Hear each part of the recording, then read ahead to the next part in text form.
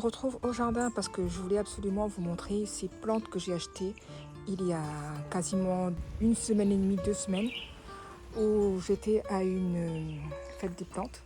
Et du coup, j'ai ramené quelques petites plantes à la maison. Tout a commencé par cette plante-là, cet anthurium qui a été au fond du jardin dans son pot que j'avais oublié. Et donc j'ai remis un nouveau substrat tout neuf. J'ai remis de l'osmocote et là il m'a fait des nouvelles feuilles et des fleurs aussi.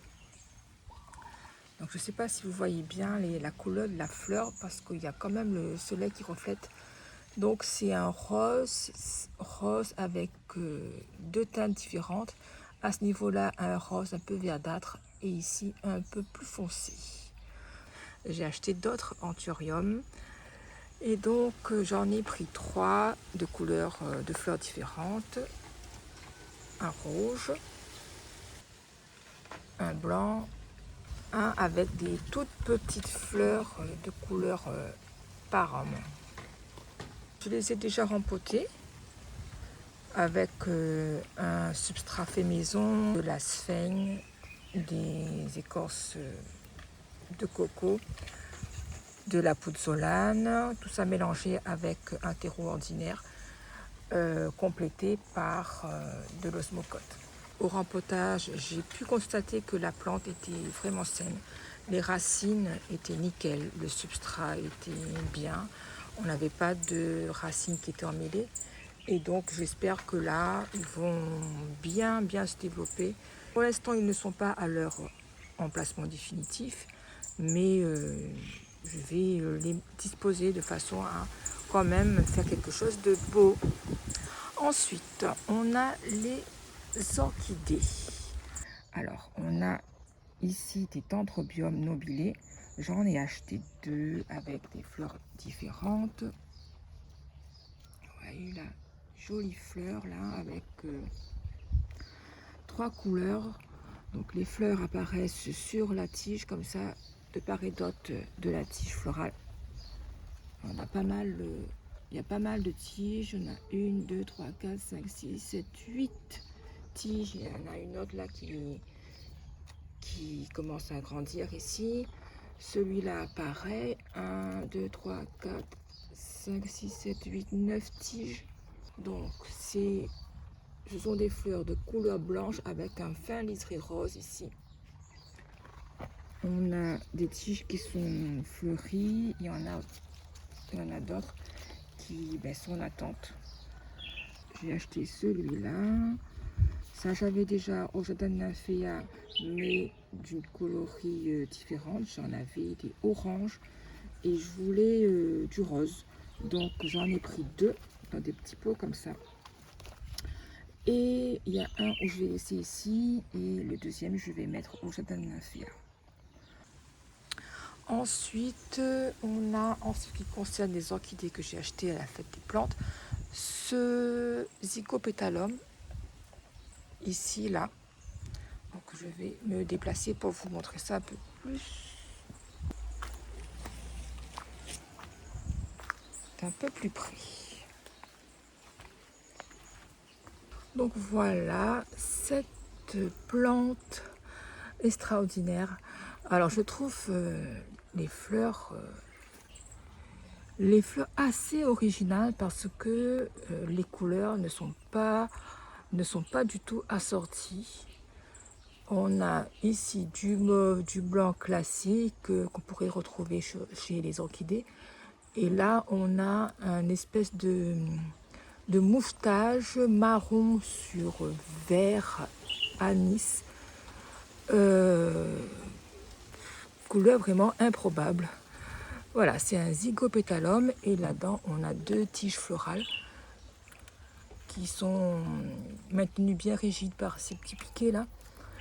Et là, au fur et à mesure, la fleur, elle se fane. Donc, c'était pour moi urgent de vous faire cette petite vidéo pour que vous voyez les fleurs en toute leur splendeur.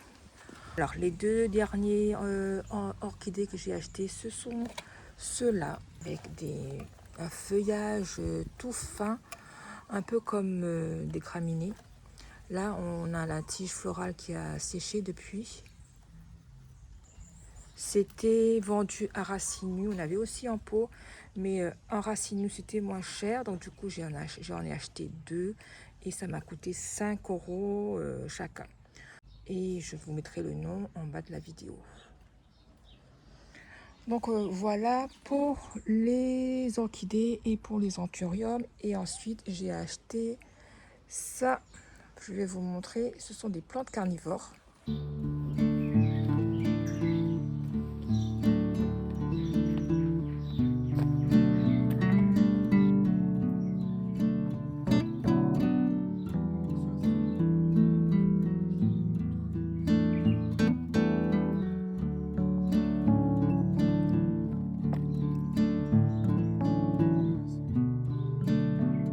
Un achat que je voulais depuis longtemps faire.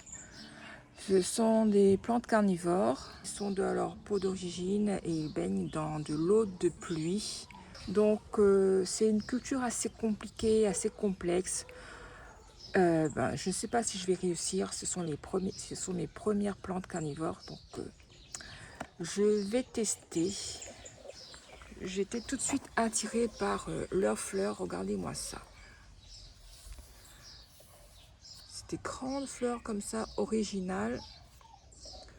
Vous voyez là, on a encore des toutes petites là qui arrivent, mais j'ai peur qu'avec l'été qui arrive, elles se dessèchent un petit peu trop parce que ici, il y en a certaines qui commencent à avoir le bout de l'opercule qui sèche un petit peu.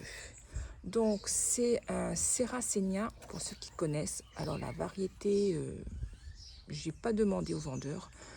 Donc je les ai laissés dans leur pot d'origine, mais par contre j'ai mis un petit peu de mousse pour garder l'humidité. C'est de la mousse que j'ai récupérée au jardin de nymphéa. Ici aussi il y a de la mousse, un petit peu moins parce que j'ai commencé à remplir ici. Et là ça j'ai mis il y a 2 semaines et pour l'instant ça va, ça tient, ça s'est pas desséché. Donc c'est un autre Sarracenia, celui-là, je crois que c'est le Purpurea, d'après mes recherches. Et là, les urnes sont différentes de celles-là qui sont bien érigées, tandis que celles-là, elles sont plus trapues, plus au niveau de la motte. Mon objectif pour ces plantes-là, c'est de les rempoter assez rapidement. Mon problème, c'est que je ne trouve pas de substrat adapté ici pour l'instant, parce que ce qu'il me faut, c'est de la tourbe blonde non enrichie, alors que ce qu'on trouve ici en jardinerie, c'est de la tourbe enrichie en engrais. Et c'est pas un substrat adapté aux plantes carnivores, parce que les plantes carnivores ne supportent pas l'ajout d'engrais. Donc voilà, on va attendre un petit peu et puis après, si je ne trouve pas de substrat adapté, je vais essayer de faire un substrat maison pour mes petites plantes. Mais je ne sais pas si je vais les mettre là-dedans ou je vais mettre dans ce pot-là que j'ai acheté en même temps et qui est un peu plus haut. Donc à voir. Donc voilà pour les achats de plantes. J'espère que je vais pouvoir vous faire une vidéo assez rapidement du jardin là. Parce que ça a évolué depuis le temps que je vous ai fait la dernière vidéo ici.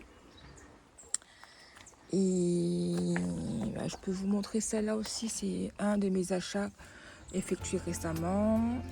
Je n'ai pas acheté ça à la fête des plantes.